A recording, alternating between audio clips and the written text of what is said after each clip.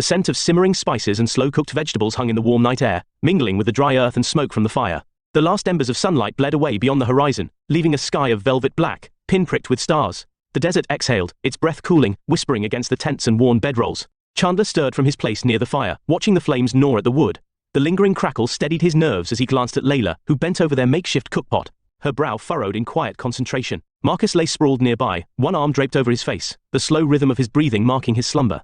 A spark of mischief ignited in Chandler's chest. In one swift motion, he lunged, locking his arm around Marcus's head in a playful chokehold. A grin split his face as a breathless chuckle escaped him. Marcus jolted awake with a snort, his laughter booming in surprise. "You bastard!" he barked, twisting to break free. Chandler only tightened his grip, forcing Marcus into the dust with a grunt.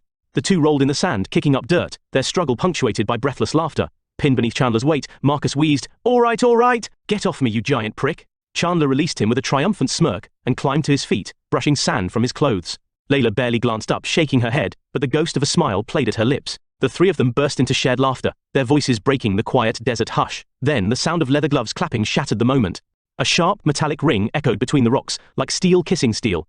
The air around them thickened, turned brittle. The fire flickered, and the warmth of the night seemed to recede into something colder, something hostile.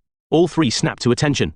Just beyond the fire's reach, a figure stepped from the shadows with an effortless grace, as if darkness itself had birthed him.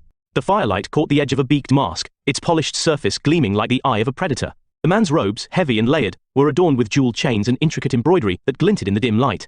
A feathered hat sat atop his head, tilted at a rakish angle. Bottles of unknown substances dangled from his belt, clinking with each measured step. The gleam of an elaborate rapier rested at his hip, but what unsettled Chandler most were the curved claws extending from the man's gloved fingers. The stranger inclined his head, voice rich with mock amusement. "Bravo. Quite the performance, gentlemen, but I didn't come all this way for amateur wrestling." Chandler reached for his sword, his fingers curling over the worn hilt. "Who in Gehenna are you?" The man lifted a hand. Runes flared to life beneath his robes, sickly purple light crawling across his chest in shifting, unnatural patterns. Dark tendrils erupted from the air around Chandler, slithering around his limbs with a bone-deep chill. His breath hitched, the cold gnawing through his flesh. Layla and Marcus moved, weapons ready. The stranger's tone darkened, smooth yet edged with authority. "Enough, it would be. Terribly unfortunate. If I had to escalate this further." "Drop your weapons." Layla hesitated before sheathing her blades. Marcus spat into the dust but followed, dropping his axes with a reluctant clang. The moment their weapons left their hands, the tendrils dissolved, dissipating like smoke on the wind. "Good." The man exhaled as if satisfied. "I didn't come to kill you." A pause deliberate. "Not yet, anyway." Chandler's jaw clenched. "What is that supposed to mean?" The stranger lifted a gloved hand, pinched the brim of his feathered hat, and executed a fluid bow, his movements theatrical, practiced. "You may call me Lecraunt, Lord Nightbringer, heir to the Dark Throne, commander of the Sacred Flock, and lead Plague Master." He straightened, twirling the hat onto his arm with a flourish. "Your reputation precedes you, Prince Chandler. Your father, a great man, served Ebonreach well. Pity none of his deeds ever benefited the Zealot Order." Chandler's grip on his sword tightened, rage coiling in his chest. "You should watch your tongue before I cut it from your mouth. What do you want?" Lecraunt's laughter was rich, mocking. "Ah, my dear boy, must we be so uncivil? I have merely come to gauge your fighting prowess. And if I don't measure up, then I'll end you here and now, if it pleases you." The cold certainty in his voice sent a shiver down Chandler's spine. He knew power when he saw it, and the man before him radiated it in suffocating waves. Marcus shifted, reaching for his axes. Lecraunt sighed. Move another inch and you'll find yourself a head shorter." Layla ignored the warning, stepping forward, blades sliding free once more. The zealot clicked his tongue in mock disappointment. Symbols burned into the sand at his feet, pulsing red. The magic lashed out, striking Layla and Marcus in an instant. Tendrils of dark energy snared them mid-motion. Their screams tore through the night as the magic constricted, twisting around them like living chains. Lecraunt stepped forward, plucking Marcus's axes from his hands, examining them with mild curiosity. "Crude. Where is your gunpowder?"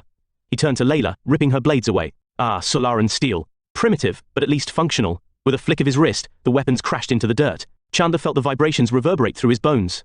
Then, Lecraunt was upon him. Chandler barely registered the attack before his body reacted. He dodged left, sword raised in defense. The rapier leapt from Lecraunt's belt like a living thing, slamming against his blade in a flurry of precise, merciless strikes. Desperate, Chandler drew his pistol and fired. Lecraunt spun, a blast of magic erupting from his palm. The bullet never landed. The pistol shattered, hot shards biting into Chandler's flesh. He gasped, the pain burning through his arm. Lecraunt roared with laughter. "Come now, dear prince. Must you resort to such pathetic tricks?" Before Chandler could recover, the rapier's hilt crashed into his ribs. His breath left him in a wheeze. In the same motion, the cold edge of steel kissed the back of his neck. Lecraunt leaned in, voice a whisper of steel and smoke. "You lack skill. Use your light powers, or bore me to death." Chandler's mind reeled. "I don't know how," Lecraunt tisked. "Pathetic. You don't even know who you are." A sharp blow to Chandler's temple sent him reeling. When he steadied, Lecraunt had already sheathed his weapon. We will work on that, the zealot mused. Make no mistake, Prince Chandler, what you perceive as my assistance is merely an investment of self-interest. Dark symbols flared beneath his feet, the air trembled. With a final knowing smirk, Lekraunt vanished into the night, leaving only fading tendrils of shadow in his wake. Layla and Marcus rushed to Chandler's side. She cupped his face, searching his eyes. Are you all right? He exhaled shakily, leaning into her warmth, the scent of her easing his ragged breath. You did well, she murmured. He scoffed. I was outclassed. Marcus clapped a firm hand on his shoulder. Then we get stronger. Chandler stared into the dark, jaw set. This wasn't over, not by a long shot.